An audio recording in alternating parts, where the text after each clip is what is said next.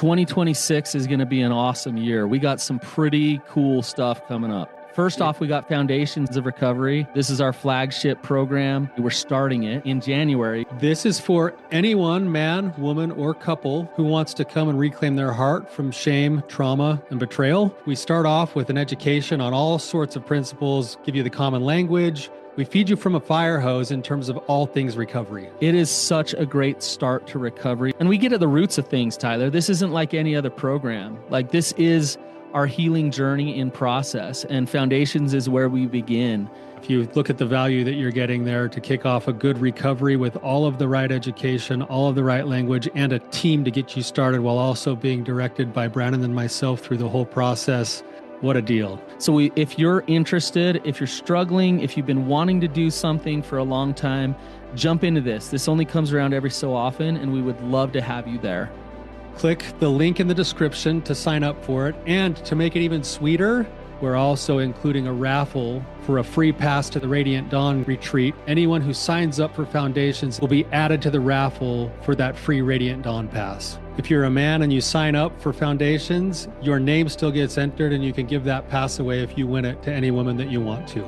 So what you're saying, Tyler, is if you sign up and participate in Foundations, you could possibly go to Radiant Dawn for free? That's exactly what I'm saying, which is crazy because Foundations by itself is already an insane value. Man, I sound so salesy. But it actually is awesome. So come to Foundations. And even if you don't come to Foundations, sign up for Radiant Dawn. It's beyond therapy, the best healing experiences that you can have. Click the link below and come join us. When we talk about feelings, things blow up. How do we start building trust? Welcome to the Real Talk Recovery Podcast with the Therapy Brothers. We're brothers, we're therapists, and we know recovery. Bring your stories, your questions, your successes with real recovery.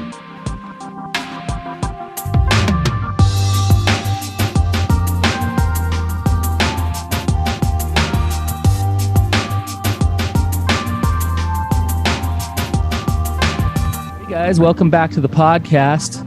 I am here on my own today. Tyler actually had a little bit of an emergency. Everything's fine. But he was planning on being here up to 15 minutes ago. And then he called me. He couldn't make it today. So one of the beauties of doing this with a partner and with your brother, who also is a therapist, is we can rely on each other. And so he relied on me today, and I'm happy to fill in. So a couple of things before we dive in. We do have the Rising Sun retreat coming up at the end of September. Like we always say, it is filling up fast, but there are spots available. So go to risingsun.com and check that out and sign up there as soon as you can. And I just want to dive in with these guests. I think that we probably will just scratch the surface today on a lot of things, and I'll probably be left at the end of this episode wanting to dive deeper into the therapy with them, but won't be able to do that today. So I want to use as much time as we possibly can for them and hopefully help them in any way that I can. So today we have Heidi and Wesley on the show. Welcome to the show, you guys. Thanks for having us. Mm-hmm. If one of you wants to just kind of, and I realize it's coming from your own individual perspective, and maybe I'll give you both a chance to give your background a little bit. I don't need a full autobiography of what's gone on in your lives, but give our audience enough context for us to understand where you're at, and then ask any questions that you have. I guess I'll go first. Okay. So just to give some context, I was raised super religious. And then my parents got divorced when I was like 15, and things kind of just dropped off from there. No more religion, crazy, no more like insane, religion, schedule and stuff like that. And my parents just kind of both went absent. And then that kind of gives you a little background on where my thought pattern comes from on a lot of things, and like the strictness of my parents. But then I met Wesley. So Heidi, the pendulum kind of swang a little bit of like religion. They're married to all of a sudden they're divorced and non-religious. Very much like what everyone thinks, and like very strict religious rules. Okay. And then, yeah, pendulum swung to the other side where both parents were very relaxed. There were no rules. There was no parenting. And we were kind of left to our own. And I'm the oldest. So like we had a couple of us that were kind of just left to parent ourselves. And then, that leads us to now where we're married. Wesley and I are married. We have 4 kids, and we've been married for 5 years. We've been together for almost 9. And we have had like little things here and there, but then this last year we had kind of a big, I guess you could call it indiscretion or whatever. And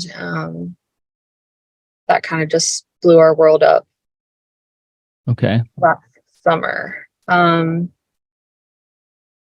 So yeah, that's kind of where.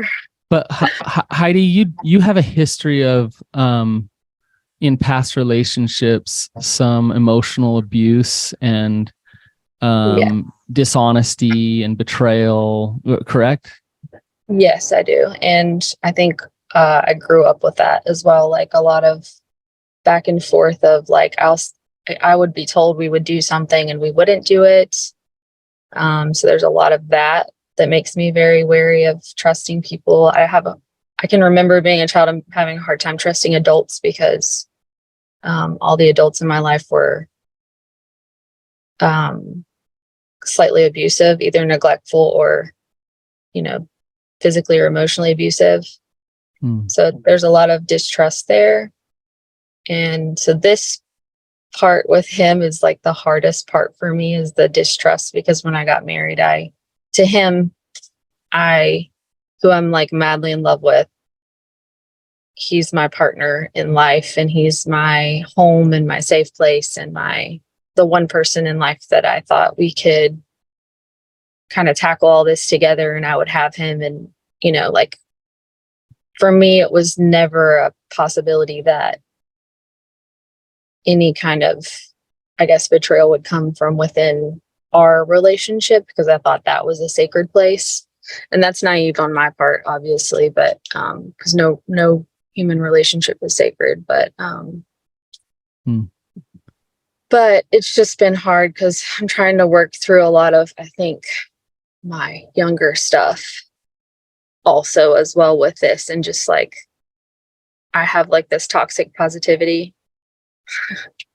And so I'm always like, it'll be fine. We'll get through this. But this one's been really hard for me to pull that toxic positivity down and kind of like really see the situation for as it is. And I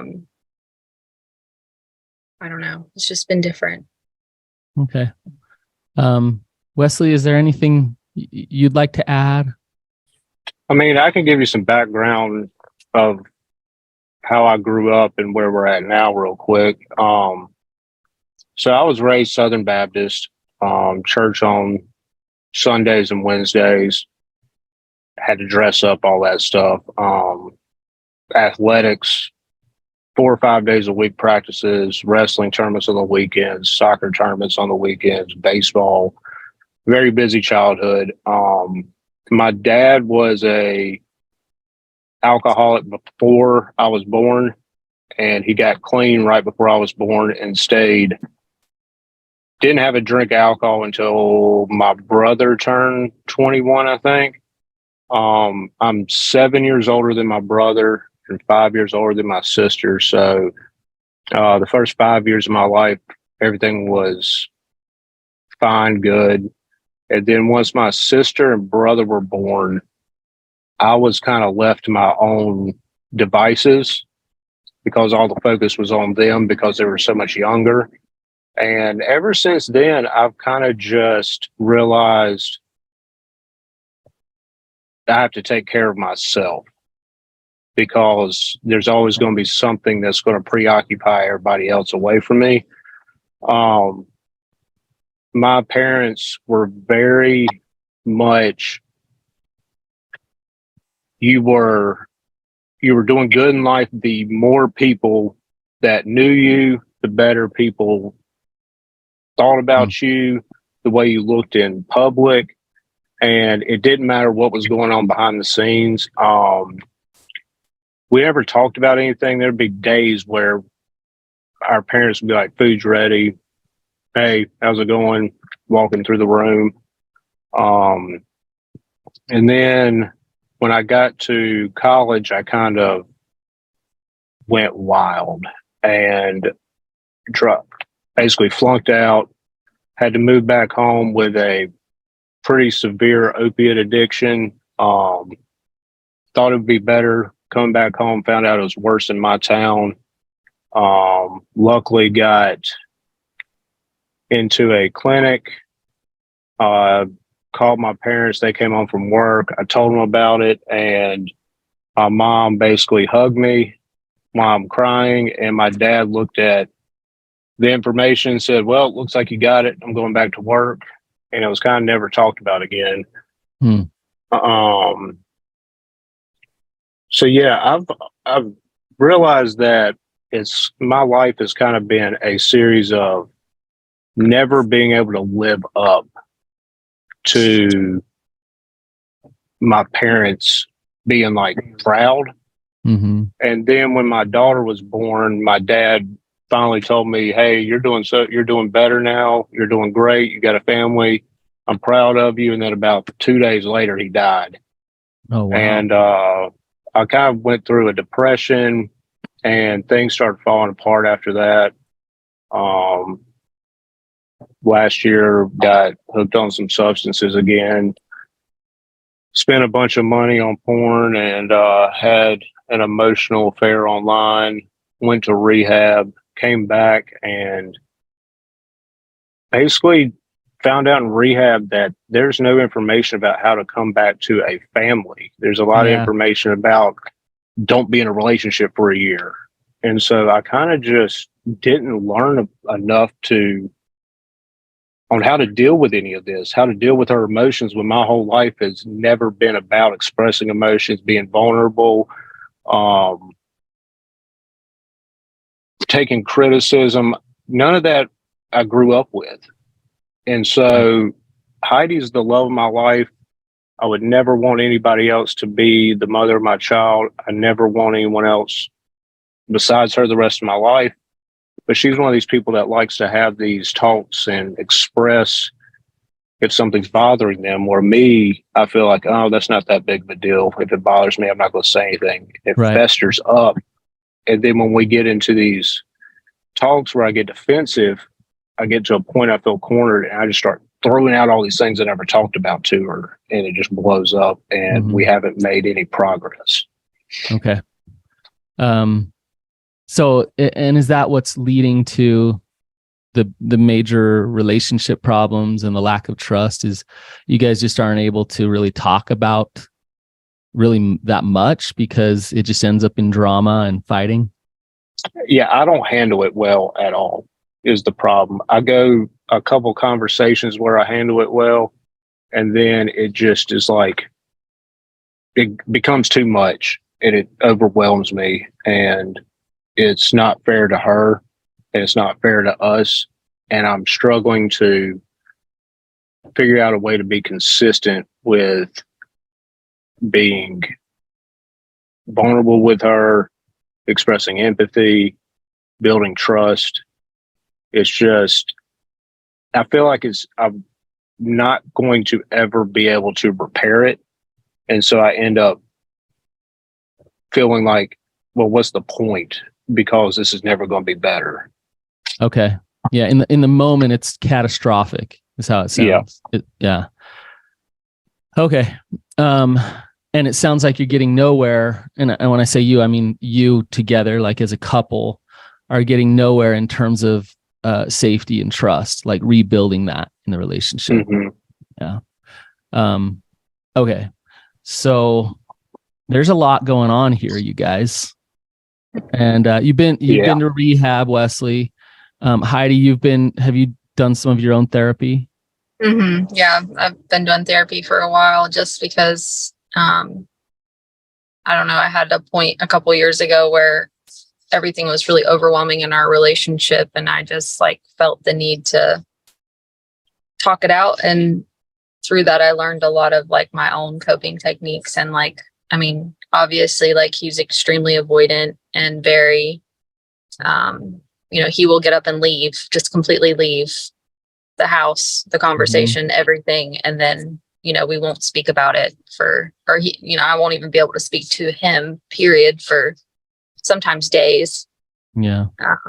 Because he needs a really long cooling off time, and I'm extremely anxious and needy, and I have this like loyalty wound and this, abandonment wound that's like, hey, don't leave me and I need you. So your anxious attachment is chasing his avoidant attachment, which pushes him further away. And yeah, I can see where both of you are probably feeling just overwhelmed and hopeless and stuck, right?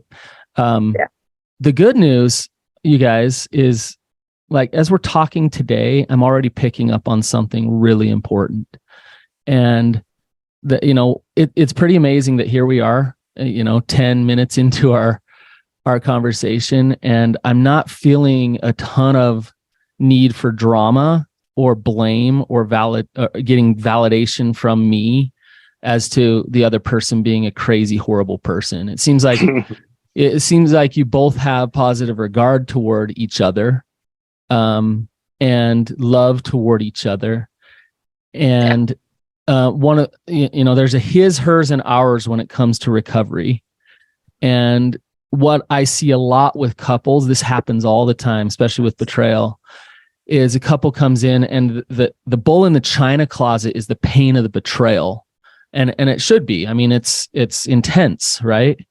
And because the pain of the betrayal is the major issue here, what the couple wants to oftentimes talk about is, they have their finger pointed out at the other person, and they're saying, you suck. And once you change, then I can change. And if a couple does that, if one person or the other or both have their fingers out pointing at the other person, we get nowhere in the process of healing. But when we're able to step back and that person's able to kind of turn their finger back on them and say, is it I? Like, what about me do I need to work on here so that I can show up as a strong partner to actually do this couples work? And we need to start there so that we can do that couples work. Because the relationship's so painful, that's oftentimes what the couple wants is, let's fix the relationship. Mm-hmm. You fix the relationship first and foremost by understanding yourself and working on you. And I appreciate you guys talking about some of your own issues here, right? My question is, you've been at this a little while. You can identify some of these things that you're struggling with. Are you making headway in your own work to actually show up different in a relationship? Well, if I can give you a little information on that. So we initially did try to do marriage counseling right after with our marriage counselor that we had after he got home from rehab. And that dude was a piece of work. Yeah. I mean, he put all the blame on me pretty much, and then dropped me as a client because he said that we should just get divorced, basically. Wow. And that was like, I think 2 weeks after we found out about everything that happened. And yeah. And you guys didn't know because you were just going to a therapist thinking you're getting professional help. Yeah. We had no idea. There were so many red flags though. Like he, downplayed everything and told me that, it was just porn and I needed to kind of like quit trying to make it bigger than it was. He told us that, this happens everywhere, that our relationship was messed up beforehand. We should have known that this was coming. And I'm thinking like, what? I have no idea what's going on here. But he told us to like connect your biggest thing is you guys need to connect. And then I learned later, I'm like, that's the last thing you do is try to connect with someone who just hurt you. Like you can't do that because you're putting yourself out there when you need to build safety. And like, it was just very, very, it caused a lot of damage for several months for us. Because I was so thirsty for like knowledge and like how to kind of heal. I'm just one of those people that if there's a way to heal it, I'm going to go at it with everything I have. Cause I'm going to try to feel healthier, be healthier. That's just my goal in life. And for Wesley, I think that experience for him, which I don't want to speak for him, but I think for him, it was maybe easier to be validated in those moments, which caused a little bit longer of a process of coming to terms of like, oh, this actually was more like, it actually is more like, maybe I need to accept her view of the experience more so than what my thought process is on how like it's not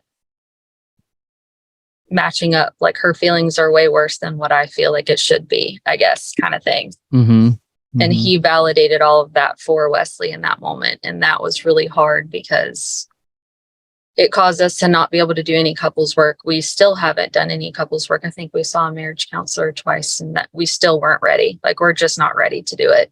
Right. Because I've told him until we have safety and kind of like some stability, honestly, until I can have a conversation with him and trust what he's saying to be sincere. I love this man more than anything. I know he loves me more than anything in the world. I do not doubt that one bit. I don't doubt that at all. Okay. What I do struggle with is his ability to face his own, I guess, shadows. We just listened to a sermon yesterday. They were talking about shadows, your shadows. Yeah. So that's what I really struggle with is like waiting for him to face his shadows and allow me to come in and see that part of him. Yep. That's really what I'm waiting for. And I think once that starts to happen, then I'll have a lot more trust, but he will say a lot of really amazing things to me. And I feel they are very sincere in the moment. And then he gets scared and he gets avoidant, and he will, I think, try to downplay those things and make me believe they weren't as meaningful as I felt they were, as a way to like distance himself. And that's really hurtful for me. So it's like, I really want to have these moments where we can have these conversations where I'm not going to doubt the validity of what he's saying and how sincere those moments are. Right. When he goes into his fear mode of like, I need to avoid this emotional, like I need to downplay it. Like she doesn't need to have that much of me, I guess. I don't know if that's what he's doing or not, but that's just kind of what I feel like happened. Yeah. So it's interesting. You take you guys as individuals and you mix it together, right? You both have your past. Wesley, you were talking about your dad. Like I can hear father wounds there everywhere. A lot of little T trauma. He was an alcoholic and he remained an alcoholic while he raised you, even though he wasn't drinking. Do you understand what I mean by that? I do. He got clean and just thought he was better if he didn't drink and never addressed anything. I found out about some things that happened between him and my mom before I was born. And I found out about them because my mom talked to Heidi about them, and Heidi thought I knew and accidentally let it slip, and I never even knew about it. Oh, that wow. was 34 years. Wow. Yeah. I want you to understand, Wesley, and I'm going to come back to what you were saying, Heidi, but I want you to understand what you're being asked to do. You're being asked to change multi-generational trauma. So your dad had those addiction issues and had that emotional kind of being shut down emotionally and a lack of connection. He had those things for a reason. And I don't know your grandpa's story, and I don't know your grandpa. He was a drunk too. My dad's mom died from liver failure at 45. There you go. So here you are in a relationship, and you've had some addiction problems, and here you are with Heidi, and she's saying, "Hey, I'd really love some connection, like some vulnerable connection," and you're like, "Holy shit!" Like, I don't know how. Like, you automatically have been taught how to stuff your feelings, how to not be vulnerable, how to hide from a healthy connection and attachment in your relationship. And Heidi is coming to the table saying, okay, let's change this. Let's break this pattern. Breaking this pattern is hard, and it is doable. It is possible. And you will break the pattern for the generations going forward if you're able to do this, Wesley. Right? I would love to be able to do it, but you're right. It is very difficult, and I want to be as vulnerable and as open and be my true self as I can. I just feel like that my whole life I've put everything inside of me and just tried to be the person that each individual person I was around wanted or needed me to be. And I couldn't tell you who I am. I was asked that question by a therapist, and I was able to write down maybe 3 things, because I look at all these other things as negative or I just couldn't do it. And Heidi was able to write down like a half a page within like 5 minutes. Mm-hmm. She knows me better than me, and she's right that, I'll have moments of wanting to be very vulnerable and connect and understanding, and then it's like I freak out after a certain point because I don't know how to continue to do it. I'm trying to give her more and more periods of time where I'm able to. It just gets so overwhelming at times that I don't know. I just can't handle it. Wesley, it's interesting when you say, I've always just tried to please people and be who I think they need me to be or want me to be.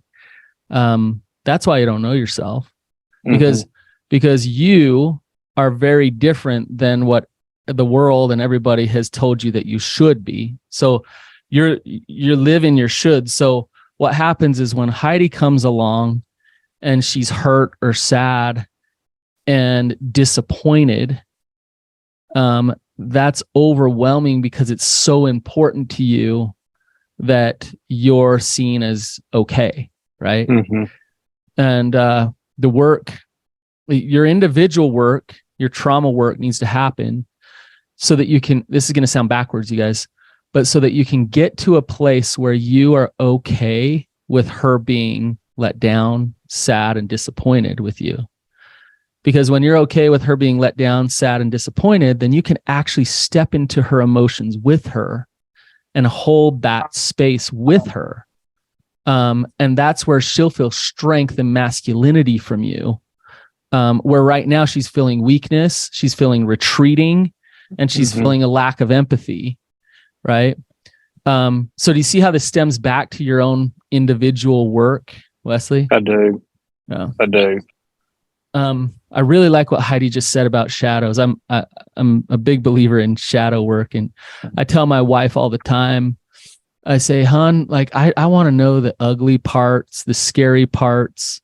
Like I'm going to share that with you about me. Like I suck at this and I struggle with that. And the more we can be honest about our flaws and imperfections together and own that with each other, the safer our relationship is to falter, right? When you're in a relationship where you feel like I've got to be perfect in this relationship to be loved, whether that's your own self bringing that to the table or your partner bringing that to the table, then there's not safety there, right? So, to start this whole process, you guys, I'm going to give you a kind of a checklist here. Okay. The first thing that needs to happen is safety. So physical, emotional, spiritual safety. So if you're in this relationship and there is no safety, sometimes a separation, a therapeutic separation, can be a good thing. Let's take a break from each other. And I'm not saying you guys need one of those. I'd have to dig in more with you guys to Well, we're kind of doing that right now. Okay. Yeah. We're not able to live together at the moment, but we do want to spend time together. But we also, I think we value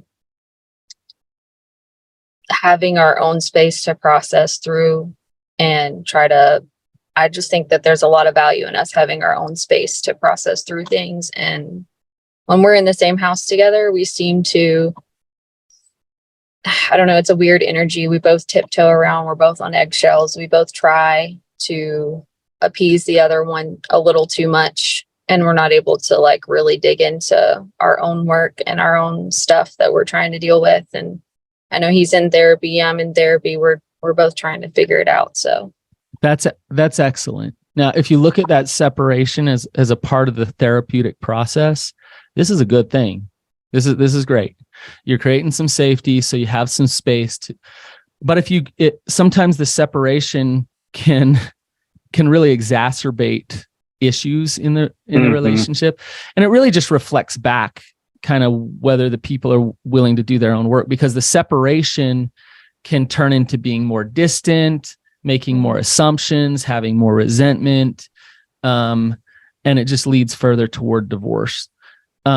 But if you take the separation as a place for space and safety and do your work, it can be good. The second thing is, and I've seen this happen before. Sometimes a disclosure needs to happen, and like a formal disclosure where everything's laid on the table. And it's the spouse who's been betrayed. It's really her prerogative to say whether she needs that or not.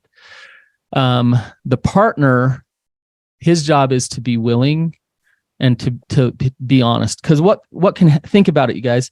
If you start to move toward trust in the relationship and doing your own work and focusing on being an honest, empathetic partner and all those things, but you have this big, giant secret thing out there that's never been discussed or never been talked about, how successful are you going to be at that work? It's a waste of your time. Yeah. And she's asked for one, and I thought I was able at that time to be as open and honest about everything that I could and really think about anything that hasn't come to light yet. And because there's been so many well, I'm not going to say little because everything compounds, but all these deceptions and loss of trust and all this stuff that has happened over the course of our life, with me trying to feel like I'm able to make my own choices, but don't want to disappoint her. So I hide them and just don't speak about them. And she finds out, feels hurt, that when she asks that she wants to know every little thing, I'm sitting here thinking, I don't know if I can, it just seems very overwhelming because I can't think of anything that has not come to light yet. Right. And because of this long period of this happening, for what I now realize is good reason, she fully believes there's more. So this is why I would highly recommend you do the disclosure process with a therapist who's really trained in doing these disclosures. Okay. Because the therapist works with you, Wesley, to help you remove any denial, any deceit, to help you be an honest, open person. And then the therapist works with you, Heidi, to not get stuck in the fear cycle and needing every little detail, but really understanding what you do need and stepping into that process with them, and the therapist really guides it. So He's seeing someone in Tyler's practice, so I think that that person probably could help. Okay, excellent. Yes.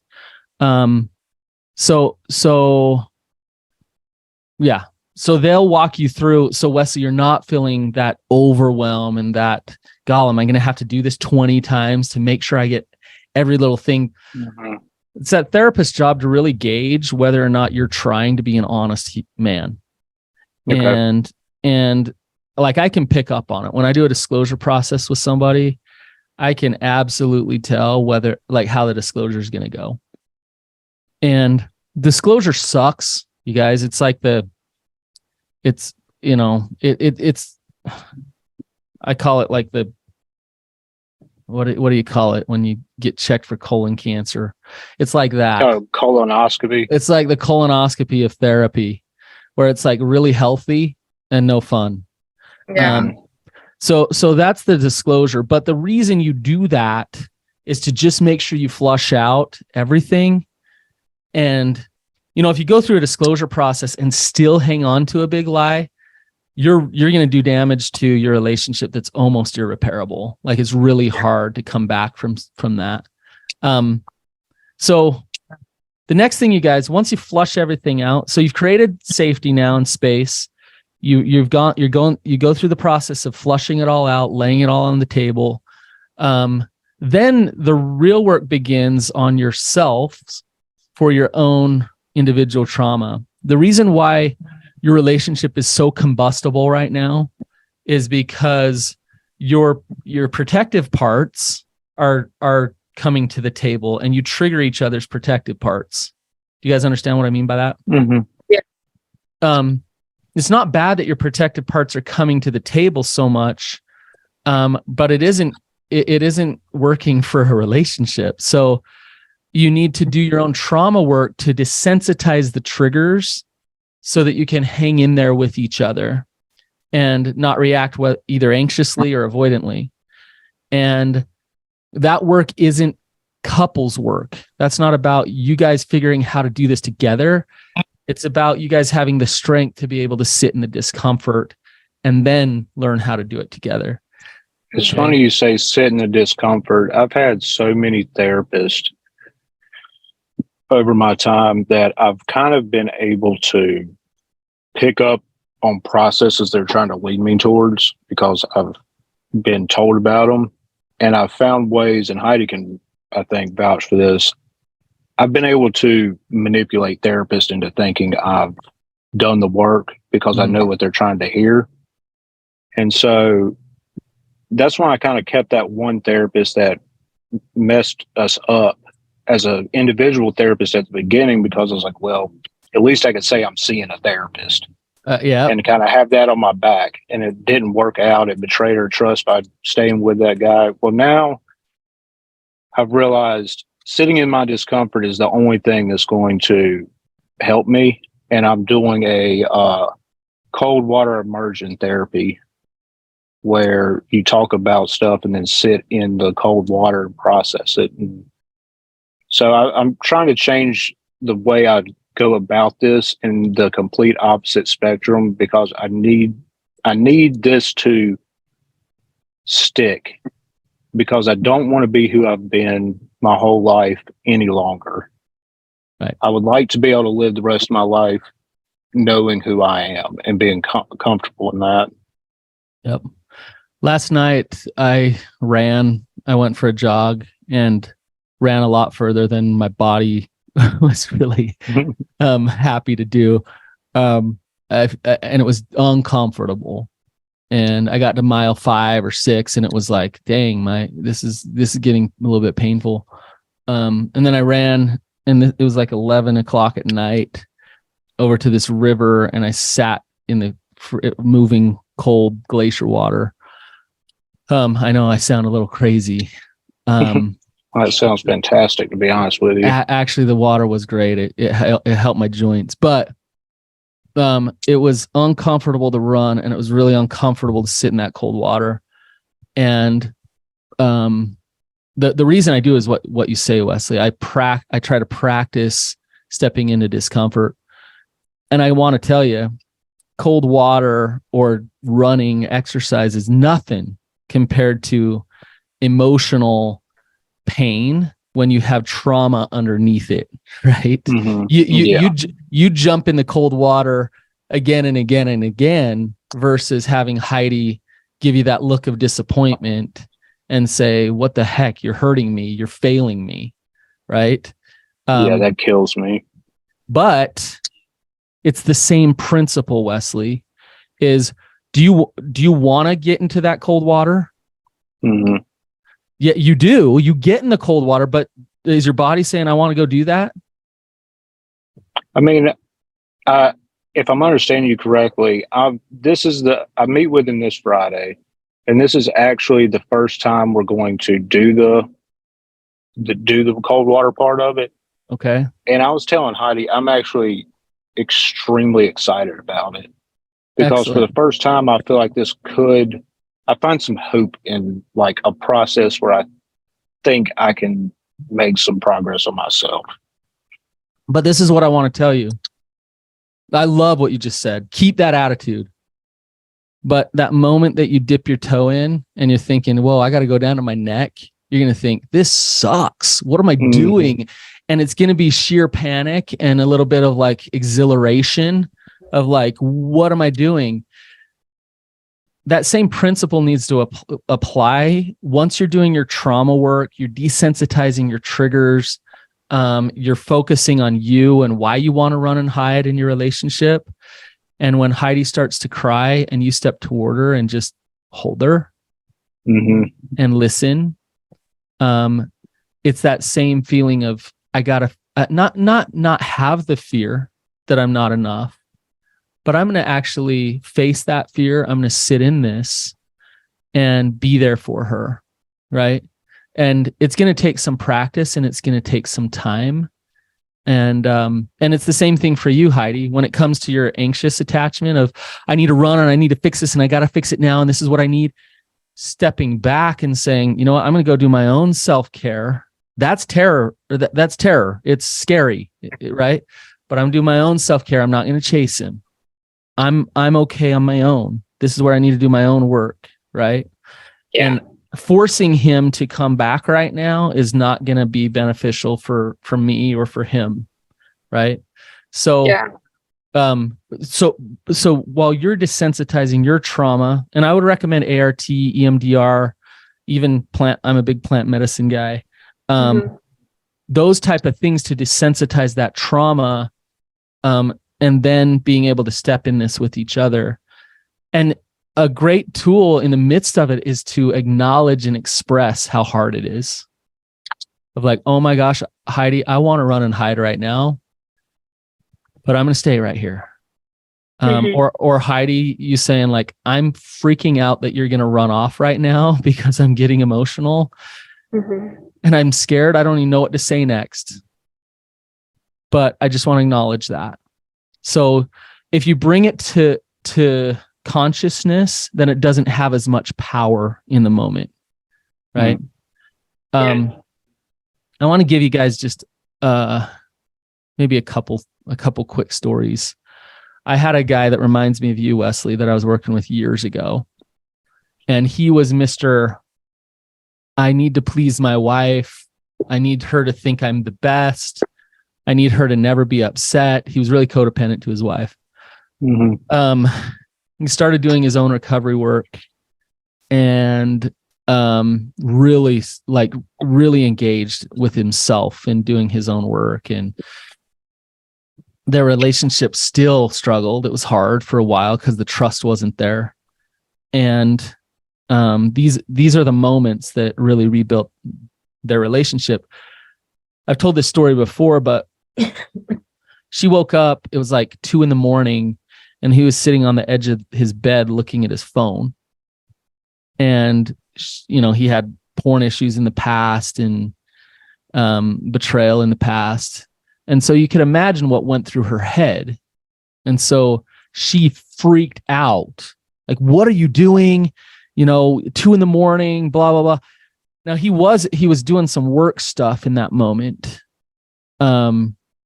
But the old him would have turned the tables on her and said, look at you freak out. Like, get over it. I've been sober for a long time. Like, leave me alone. Okay. That's not what he did. He actually cried. He turned to her and said, oh my gosh, I can't imagine as a partner for you to wake up and see that and see me. That's got to be terrifying. Tell me how you're feeling. I want to know what that's like for you. And it wasn't immediate. I'm not looking at anything, or it was just like, oh my gosh, like, let me hold you. Let me hold space for you in this moment. All of his old trauma and protective parts would have said, make sure she thinks that you're okay. Mm-hmm. And so when he disconnects and he does all these things, what he says to her is, I'm not okay. I'm not trustworthy. Whether he's looking at porn or not in that moment, I'm not okay if I'm going to turn the tables and run and hide. You see what I'm saying? Yeah, I do see what you're saying. I told Heidi after that sermon on yesterday about the shadow thing that it kind of clicked to me that if you make the sun, like, I guess, for instance, Heidi or whatnot, and shining the light on you. Yeah, shine the light on me. And instead of turning around and facing her and having all my demons behind me, I've got my back to her and I'm just suffering in the shame and guilt of everything that I've done that is just consuming me. And I'm struggling to just turn and just let her choose to accept me for who I am and just be completely open with it. Yep. Because you've been told, Wesley, that if you're open, you'll get rejected. Right? Or you'll get unseen or not cared about. Right? Heidi's not your dad or your mom. No, yeah. Right? You said you're gonna say I know that, right? But I know that, but I know what you're saying. It's the trauma of that growing up has really made me see. I don't know. There's just times, like I've told her, I get triggered whenever I see how disappointed and angry she is at me, and I freak out, like in the story of like, well, I'm not watching porn, well, I'm staying clean, well, I'm doing this, well, I'm doing that, instead of just being there with her, like you said. And that's where I want to be. And it just scares the crap out of me to like do that, I guess. Wesley, you believe a lie, and the lie is that you think you can get your worth from Heidi. She does not have the ability to bestow your value and your worth upon you.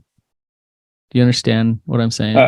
I do. Heidi's told me and brought that up before too, that it's, she can validate me all day, but if I don't believe it, then what's the point? She holds too much weight. When your value and your worth, where does that come from? It comes from within. Yeah. It comes from you loving you knowing you connecting to God if you believe in God and getting that value there, right?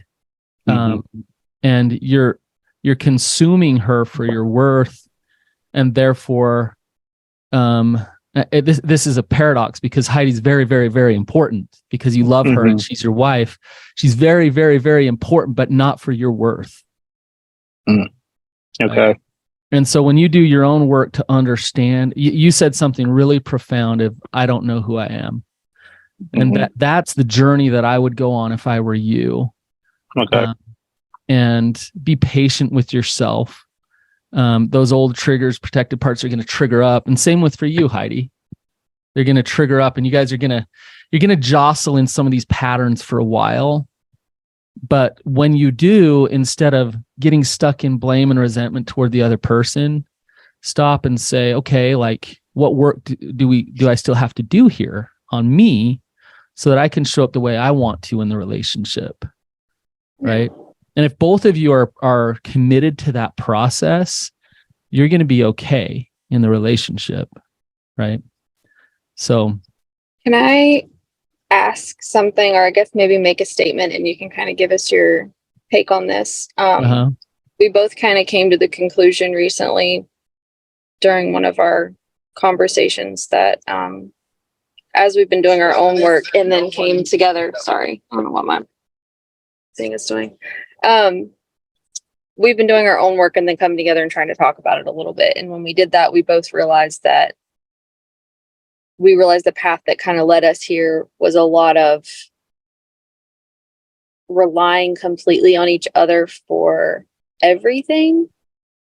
Meaning like we were extremely, I mean, obviously codependent, but we're parents to young kids where we don't have a lot of social interaction other than like a night out here and there together.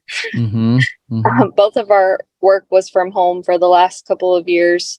Like we literally kind of just got completely exhausted of each other, but we also don't have a whole lot of outside relationships. Like I know Wesley, I don't think has really any male relationships right now at this point.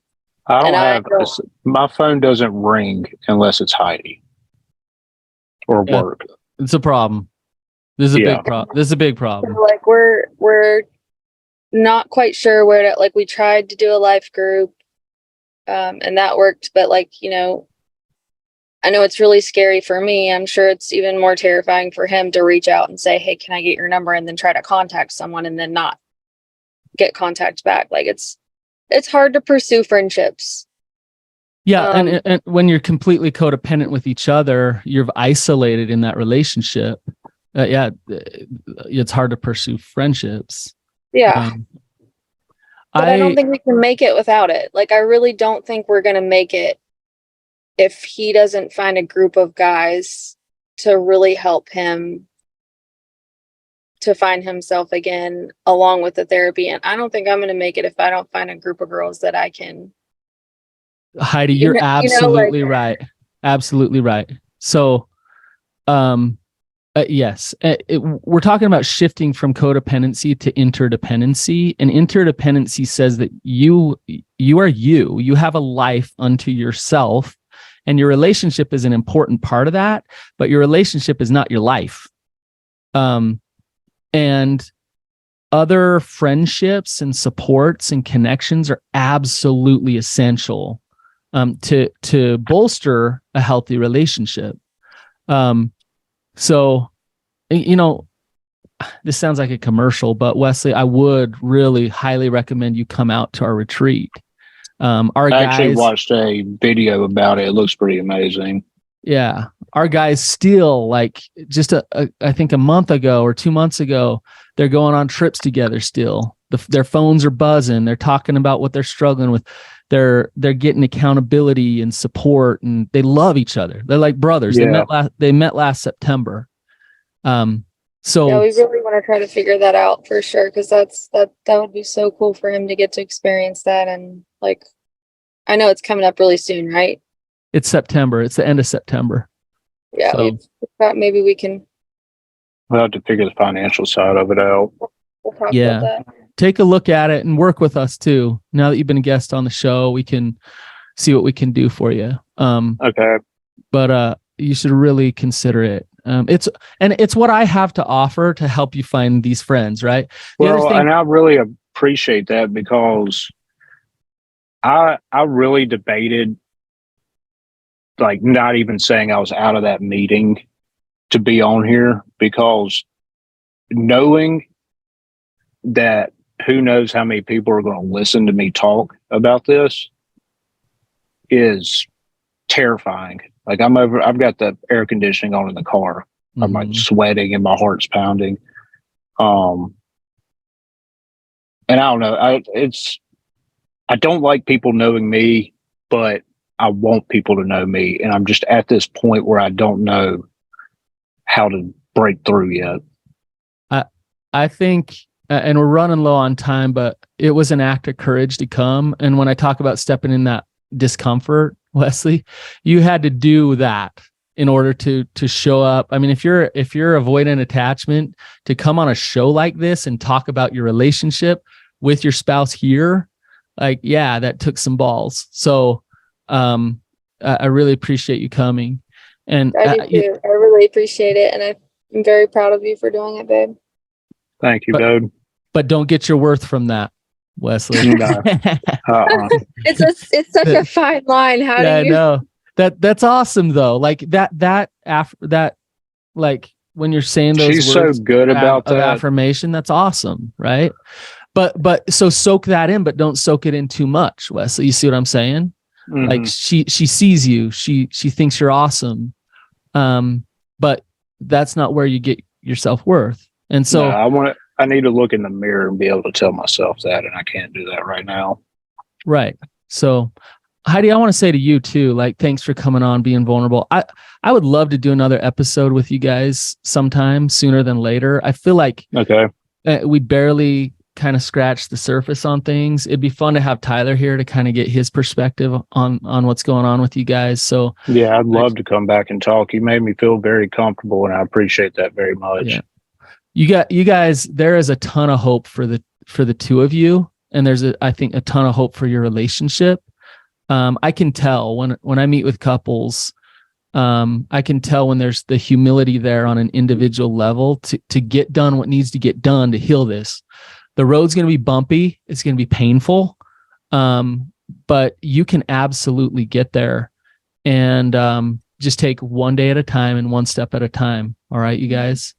Right. So, I'm so glad you said that, because that was literally like I told him yesterday, I was like, that was my biggest fear of coming on here, was just being like, I know he loves me so much, but like, is he capable of loving me the way I need to be loved? And like, I'm terrified that he's not. So, but I know he is, but it's like, I'm terrified. So it's nice to hear you say that you can see something absolutely. in us and in our interactions that you see hope in, because that really makes me feel more confident that what we're doing is kind of working. I've seen people like both of you absolutely find healing and recovery, and then have awesome intimacy in a relationship. But the work like really needs to begin. Okay.